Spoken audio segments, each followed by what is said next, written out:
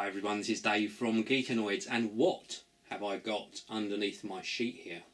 Well, I'll give you a clue. It's a brand new, very thin tablet device, and I know you've all been waiting for my video just telling you about what I think about the new iPad 3. Well, let's show you what this is. It is not an iPad 3. It is basically an Asus Transformer Prime. Now, the reason I'm showing you this in this video, which is about the new iPad 3, is that the Asus Transformer Prime was really what I thought Apple would be answering with the specifications of the iPad 3. And in a lot of ways they have.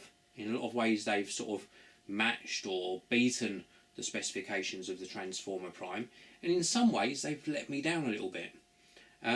So let's talk about the iPad 3. Let's put this down. This is Transformer Prime. You'll be seeing this in a future video. So I will be doing sort of full tests on that, showing you the keyboard dock and also some sort of gaming tests. You know the thing. So anyway, let's refer to some notes I've got here because this is all about iPad 3. Now, first of all, apologies to everyone. It's taken me a few extra days to bring you this video. I've been recovering. Not going to go into details, but I'm back making videos for you, and that's what it's all about. And let's talk about really this is my feelings. I'm not going to run over every single specification. Now, the first thing which we all expected, which was an absolutely brilliant announcement, was the Retina display. I think Apple have really delivered on that front. Comparing it to the Transformer Prime, they've exceeded the resolution, and they're delivering 2048 by 1536 resolution. That is more resolution than you get in an HD TV, so fantastic job there. That made me smile. Next one is in the performance. Now, a lot of people got confused at first when they announced the A5X processor. They mentioned quad core, which is not a quad core processor.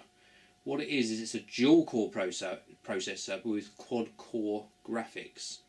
Now, there is a difference between the two, a big difference, and I would have liked to have seen an A6 chip with quad core processing, can't get my words out, plus the quad core graphics. So a little bit disappointed myself on that front. Next up, battery life. Well, with all of these advancements in the technology that they've introduced with iPad 3 or iPad HD or the new iPad, they haven't really given it a name, you would have thought the battery life would have been hit. Well, they obviously made some advancements in battery life as well. Not a great big advancement because they've managed to get the 10 hours battery life of the previous iPad 2, which is what I'm using to read these specifications off. Next up, this is a goodie. The rear-facing camera, 5 megapixel, captures 1080p video, so brilliant job there. So pleased that we've got 1080p video capture, and it opens up a whole new host of possibilities both for photo and video. But looking at the video side of things, you could shoot a whole video and edit and export it using either iMovie or Avid on the iPad. How awesome is that? So that's a really good thing. Now, the camera, 5 megapixel photos, 10 face recognition, which sounds really good. So some good advancements in that. f2.4 aperture as well, so really good on that front. Then comes the 4G connectivity.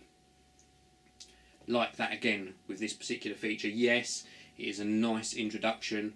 It means we're going to get better speeds when out and about, but only when the network starts supporting it. And that's going to take a while for them to do. We're not going to suddenly see everyone offering 4G connectivity. And it will come at a price as well, don't forget. You're going to need a 4G data plan for your new iPad. I'm going to really struggle what I'm going to call this thing. Let's stick with the new iPad. We'll come up with a better name for it later on. So that's the main things. There was no new introductions in the iOS apart from the addition of dictation. So we didn't get Siri.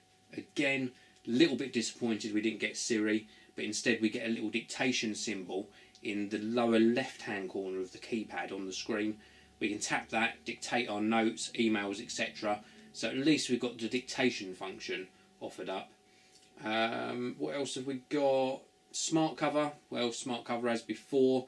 This new iPad is a tiny bit thicker. The actual physical dimensions sort of across this way and this way are the same, but it's a very tiny bit thicker. But from what I've read, these smart covers from the old iPads will fit, so there's no need to rush out and buy new covers.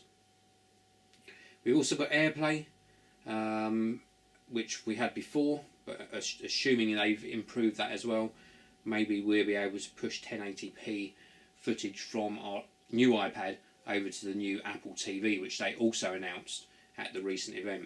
So I think I've covered off everything really spec-wise. Let me just double check I haven't missed anything. So just to let you know the sizes, 9.5 inches tall, 7.31 inches high, 0.37 inches thickness, so a slight increase in thickness. Oh, I forgot about the front-facing camera. No changes there. It's still just an eyesight, or sorry, FaceTime camera. So they're called in the front one a FaceTime camera, low resolution, the rear one an eyesight camera. I really do think they could have put a better rated camera, done both cameras in this new release. So yeah, bit of a shame with that. Oh, storage capacity stayed the same as well. 16, 32 and 64 gigabytes. So again, a lot of people were hoping for a 128 gigabyte model. Didn't happen. So, Bluetooth 4, 802.11b and M Wi-Fi as before as well. So overall, some worthy upgrades. I mean, obviously the highlights for me, from my point of view, are that really high resolution screen, the 5 megapixel camera, and there's a welcome improvement in the 4-speed or quad-core graphics chip on that A5X processor. They could have done a lot more. The things that disappointed me, maybe a speaker redesign to introduce stereo speakers in the back there. Front-facing HD camera would have been the icing on the cake. Don't mind that it looks the same. That's fine. The iPad 2 looks gorgeous anyway, so not bothered at all about the actual looks of the device.